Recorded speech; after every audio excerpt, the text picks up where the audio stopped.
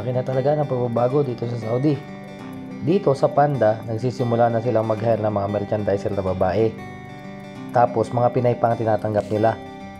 Biluin mo, meron na ding part ng markets na makakita ka na din ng mga babae at siguradong simula pa lang ito ng pagbabago sa lahat ng mga markets dito sa Saudi. Pero sa ngayon, ay sa deli section lang muna yung mga Pinay staff. Nakakagulat nga na hindi pala Saudi yung tinatanggap nila at Pinay nga ang makikita mo sa Panda.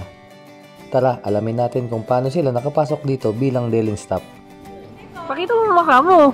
Para naman makita ka sa Pinas. Para makita ka sa Pilipinas. Ayun na. Yes. Dito lang sa daily section.